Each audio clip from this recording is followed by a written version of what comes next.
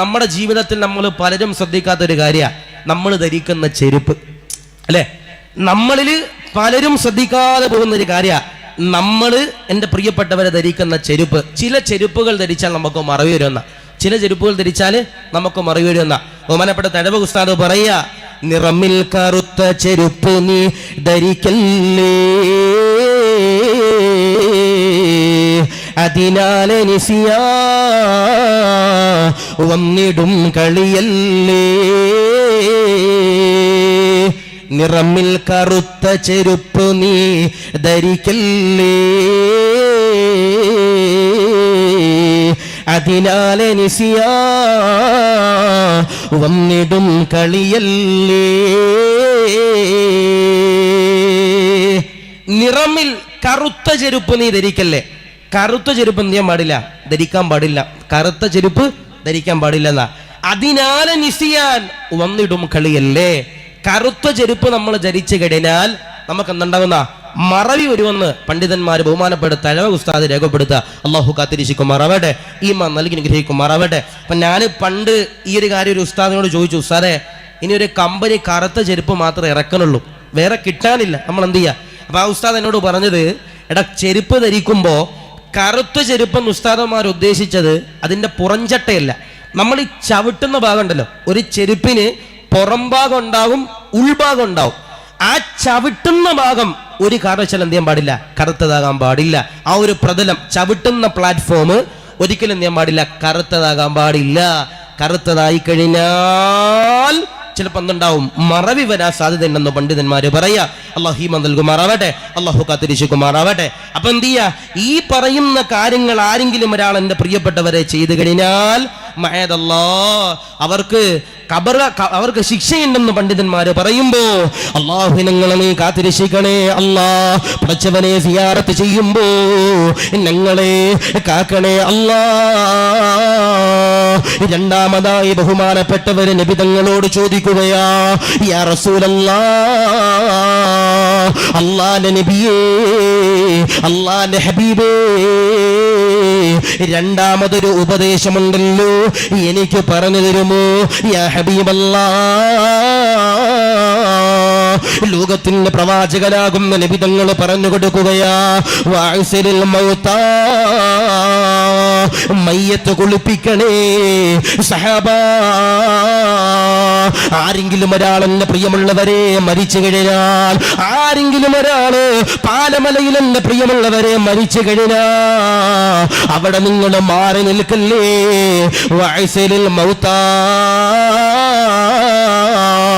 നിങ്ങൾ എന്റെ പ്രിയമുള്ളവരെ മയ്യത്ത് കുളിപ്പിക്കണമെന്ന് നബി തങ്ങളതാ പറയുകയാ. ലോകത്തിന്റെ പ്രവാചകനാകുന്ന നബി തങ്ങൾ പറയുകയാ, ഏറ്റവും വലിയ വഅലുണ്ടല്ലോ, ഏതെന്നറിയോ? ഏറ്റവും വലിയ വഅലുണ്ടല്ലോ, ഏതെന്നറിയോ?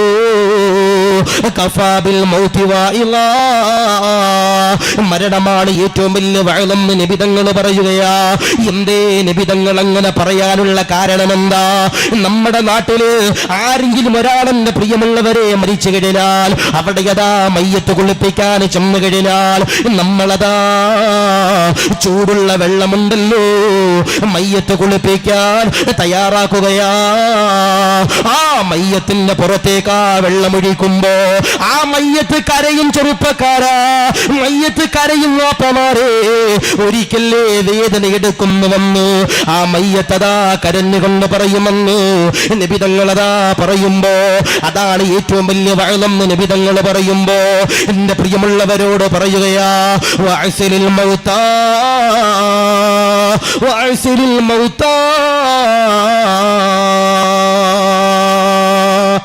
രണ്ട്, നിങ്ങൾ മയ്യത്ത് കുളിപ്പിക്കണമെന്ന് മുഹമ്മദ് മുസ്തഫ സല്ലല്ലാഹു അലൈഹി വസല്ലം. നമ്മുടെ നാടിന്റെ പരിസരത്ത് ആരെങ്കിലും ഒരാൾ മരിച്ചാൽ നമ്മൾ ഒരിക്കലും മാറി നിൽക്കാൻ പാടില്ല. ഇപ്പൊ ഇവിടെ മരണം കുറവായതുകൊണ്ടാണ് ചില നാടുകളിൽ മരണം ഇങ്ങനെ അധികരിച്ചിട്ട് എൻ്റെ പ്രിയപ്പെട്ടവരെ കുളിപ്പിക്കാൻ ആളില്ല. ചിലർക്ക് പേടിയാണ്, മയ്യത്ത് കുളിപ്പിക്കാൻ പേടിയാണ്. നമ്മൾ ചെറുപ്പത്തിലേ ഈ മയ്യത്ത് കുളിപ്പിച്ച് ശീലിച്ചു കഴിഞ്ഞാൽ നമുക്ക് ആ പേടി മാറും. അല്ലെ, ചില ആളുകൾക്ക് ഇപ്പം പള്ളിയിൽ കിടക്കാൻ പേടിയുള്ള ചില ആളുകളുണ്ടാവും. പള്ളിയിൽ ഖബർസ്ഥാനൊക്കെ ഉള്ള ചില പള്ളികളിൽ ചില ആളുകൾക്ക് വലിയ കൊമ്പം മീശയൊക്കെ ഉണ്ടാവും, വലിയ താടിയൊക്കെ ഉണ്ടാവും. പക്ഷേ പള്ളിക്കകത്ത് കിടക്കാൻ പേടി. കാരണം എന്തേ, ഈ തൊട്ടടുത്ത് ഖബർസ്ഥാനിൽ മയ്യത്ത് ഇങ്ങനെ കിടക്കണം, നമുക്ക് ഇങ്ങനെ പേടിയാ. ഞാൻ നിങ്ങളോട് പറയാ, ഒരു പേടിയും പേടിക്കേണ്ട കാര്യമില്ല. കാരണം ഞാൻ തന്നെ ഏറ്റവും വലിയ തെളിവ്. അല്ലാഹു ഈമാൻ നൽകട്ടെ, അല്ലാഹു കാത്തിരിക്കുമാറാകട്ടെ. ഞാൻ നിങ്ങളോട് പറയുന്നത്, നമ്മുടെ നാട്ടിൽ ഒരാൾ മരിച്ചു കഴിഞ്ഞാൽ നിങ്ങൾ എന്ത് ചെയ്യണം? നിങ്ങളെ മയ്യത്ത് കുളിപ്പിച്ചു കൊടുക്കണം. നബിതങ്ങൾ പറയാ, അതിനേക്കാൾ ഒരു വഅദും ഇല്ല. ഇപ്പൊ ഇവിടെ നിങ്ങൾ വന്നിരുന്ന് വയല് കേൾക്കുക, ജുമാക്ക് വയല് കേൾക്കുക. ഇവിടെ വർഷത്തിൽ 2 ദിവസം നമ്മളുടെ മജ്ലിസിന് പറഞ്ഞ് വയല് വെച്ചു കൊടുക്കുക. ഈ വയലൊന്നും അല്ല വയല്, ആ മയ്യത്ത് പറയുന്നതാണ് ഏറ്റവും വലിയ വയലെന്ന് നബിഗുന മുഹമ്മദ് മുസ്തഫ സല്ലല്ലാഹു അലൈഹി വസല്ലം. മയ്യത്ത് കുളിപ്പിച്ച് നമ്മുടെ കൂട്ടത്തിൽ ഉണ്ടാവും, അല്ലെ? മയ്യത്ത് കുളിപ്പിച്ചവർ നമ്മുടെ കൂട്ടത്തിൽ ഉണ്ടാവും.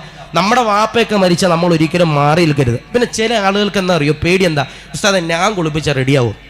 മിക്ക ആളുകൾക്കുള്ളൊരു, ഞാനിപ്പോൾ ഒരു പൊന്നൊരു പള്ളി ജോലി ചെയ്ത സമയത്ത്, ഞാൻ അവിടെ മയ്യത്ത് കുളിപ്പിക്കുന്നതിൻ്റെ ക്ലാസ് എടുത്ത് കൊടുത്ത സമയത്ത് അവിടെയുള്ള ആളുകൾ പറഞ്ഞൊരു പരാതി, ഉസ്താദെ, ഞങ്ങൾക്ക് മയ്യത്ത് കുളിപ്പിക്കാൻ പേടിയൊന്നുമില്ല ഉസ്താദെ, പക്ഷേ ഞങ്ങളുടെ ഉള്ളിൻ്റെ ഉള്ളറയിലൊരു ഭയം എന്ന് പറയണത്, ഈ മയ്യത്ത് കുളിപ്പിക്കുന്ന സമയത്ത് ഞങ്ങൾ മയ്യത്ത് കുളിപ്പിച്ചാൽ ശരിയാകുമോ എന്ന് പേടിക്കണ ചില ആളുകളുണ്ട്. ഞാൻ നിങ്ങളോട് പറയാ, മയ്യത്ത് കുളിപ്പിക്കുമ്പോൾ ഏറ്റവും പ്രധാനപ്പെട്ട ഒരു നിബന്ധന ഫറള് എന്ന് പറയുന്നത്, ആ മയ്യത്തിൻ്റെ ശരീരം മുഴുവനും വെള്ളത്ത.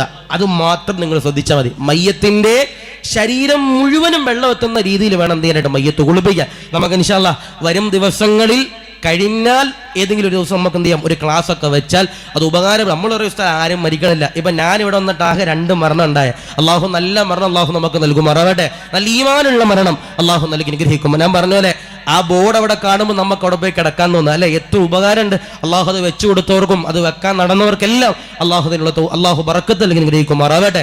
ജീവിതത്തിലൊക്കെ അള്ളാഹു സന്തോഷം നൽകുമാറാവട്ടെ, റാഹത്തിലേക്ക് അനുഗ്രഹിക്കുമാറാവട്ടെ. അതാ പറയണേ, ആ മയ്യത്തിന്റെ ശരീരം തണുത്ത ശരീരമായിരിക്കും.